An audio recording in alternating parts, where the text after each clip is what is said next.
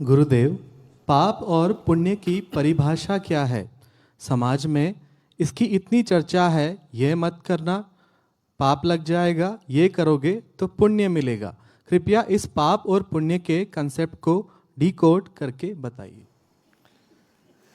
दूसरों को पीड़ा पहुंचाना कि बिना किसी कारण के वो पाप है। दूसरों को अच्छा भलाई करना, उनको मन को सुकून देना, ये पुण्य है। बस जो तुम चाहते हो दूसरे तुम्हारे साथ करें वो पुण्य है, और जो तुम नहीं चाहते हो जो तुम्हारे साथ दूसरे व्यक्ति करें वो तुम करने जाओ तो वो पाप। चलो। गुरुदेव, जिससे प्यार हुआ उससे शादी करने के बाद भी मन में किसी और के प्रति प्रेम का भाव क्यों उठता है? लोग ऐसी क्या गलती करते हैं कि वे अपने ही जीवन साथी से अतृप्त रहते हैं?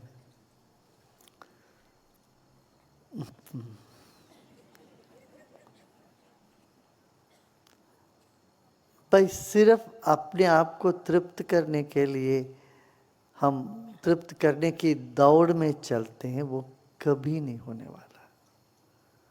आज कोई और से हो गया और एक साल बाद किसी और से हो जाएगा। जिंदगी भर ऐसे आकर्षण तो बहुत होते रहते हैं। इस आकर्षण के तुम शिकार हो जाओगे तो जीवन में अस्थिरता आ जाएगी। इसलिए तुम अपने में स्थिर हो जाओ, पहले केंद्रित हो जाओ, और समय समय पर लोगों से प्यार मिलेगा, प्रेम दो। प्रेम और काम वासना में बहुत बड़ा फर्क है। काम वासना तुम्हें कुछ चाहिए, प्रेम में तुम सबको देना चाहते हो। तो ये फर्क नहीं पर समझ में आता है, यहीं पर भ्रम हो जाता है। प्रेम समझते हो मगर है उसमें तुम्हारी वासना। और एक व्यक्ति के साथ रहोगे तो कुछ समय के बाद मन तो उब ही जाता है, उसके बाद लगता कोई और मिले। ऐसे ही तुम्हारे पार्टनर जो भी है उनका मन भी ऐसे जाए तो तुम पसंद करोगे क्या? नहीं, तुम चाहते हो तुम अपने मन की सारी इच्छाएं पूरी करो। ऐसे कल्पना करो तुम किसी से शादी कर ले, वो तुम्हारे जिससे तुमने शादी करी उनका मन ऐसे चलता है, चंचल होता है, कल किसी के पास जाता है, परसों किसी के पास जाता है, तब तुम तो आग बबूले हो जाओगे, वहां जल के राख हो जाओगे ना, बाकी लोगों को जला दोगे। जो तुम औरों से नहीं अपेक्षा करते हो वो तुम्हें भी नहीं करना चाहिए। यही है मूल बात। मगर हम अपने लिए एक मापदंड, किसी और के लिए दूसरा मापदंड रखते हैं। हम चाहते हैं हमारे साथी संगाती जिससे हमारी शादी हुई वो सिर्फ हमारे साथ लगे रहें, बना रहें, आपके साथ आकर्षण उनका बना रहे। पर तुमको तो और लोग अच्छे लगने लगते हैं, उनसे प्यार होने लगता है। ये तो सही नहीं है ना, है ना? ये बालिश है, ये प्राउड नहीं है। प्राउडता आते आते ये सब थम जाएगा और तुम्हें समझ में आने लगेगा प्रेम बहुत बड़ा है और विशाल है।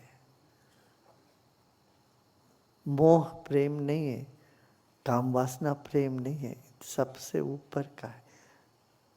और जब तक जीवन में प्रेम उदय नहीं होता तृप्ति आती नहीं। अच्छा, और प्रेम मिलता है तब भी नहीं आएगी तृप्ति, वो एक तरह से तड़प को जन्माता है। और तड़प और प्रेम यही है राधा शक्ति और कृष्ण। ठीक है, इतना काफी आज।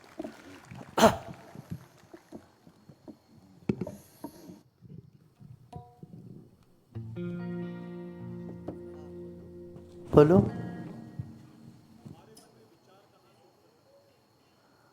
तुम्हारे मन में तो बहुत सारे विचार आते हैं कि नहीं? जान के देखो कहाँ से आ रहे हैं विचार। अरे विचार आ रहे हैं तो देख लो ना। मेरे मन में कम विचार आते हैं, तुम्हारे मन में ज़्यादा आते होंगे।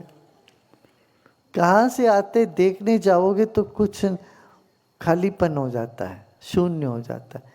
वहीं से तो आता है सारे विचार, है ना। तरह तरह के विचार आते हैं और वो विचारों को प्रभावित करने में तुम्हारा भोजन, संगत और तुम्हारा व्यवहार, ये सब होता है। तुम जिस चीज़ पर वृत्ति को लगाते हो वही वृत्ति बार बार होने लगता अपने भीतर, है ना। किसी चीज़ पर लगे रहो वही चीज़ आती रहेगी। इसीलिए बुद्धि को शुद्ध रखें और अपना आचार व्यवहार सही रखे तो विचार भी सब सही होने लगेगा।